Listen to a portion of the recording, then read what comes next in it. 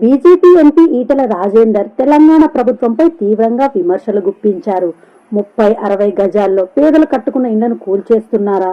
అలాగే బంజారా హిల్స్ లో 100 కోట్ల విలువైన భూములను కాంగ్రెస్ నాయకులు ఆక్రమిస్తే వాటిని రిజిస్టర్ చేయడానికి జీవోలు తెస్తున్నారా అంటూ ఆయన ఆగ్రహం వ్యక్తం చేశారు. పేదల ఇళ్లపై ప్రభుత్వం కఠినంగా వ్యవహరిస్తోందని, కానీ ధనికులకు వెసులుబాటు కల్పిస్తుందంటూ ఆయన విమర్శించినట్లు సమాచారం. నేను అడుగుతా ఉన్నా, 30 గజాలలో 60 గజాలలో ఇల్లు కట్టుకుంటోడు ఉన్నోడా లేనోడా? మూర్ఖుల్లారా, కనబడతలే అని చెప్పి అడుగుతున్నా. ఇంత మా ప్రభాకర్ ఒక మాట చెప్పిండు, బంజారా హిల్స్లో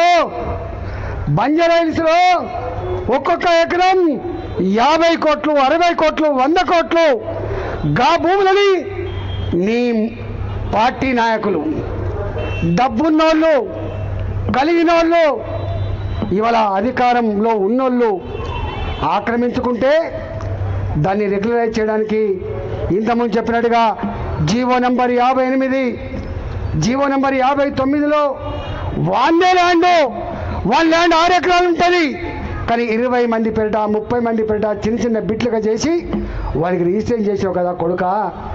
ఇవాళ ఈ 30 గజాలని 60 గజాలని ఇల్లు కొలగొట్టి వాళ్ళ బతుకులలో మట్టి కొడితే నీకు ఏమాత్రం న్యాయం అవుతుందా నా కొడుక?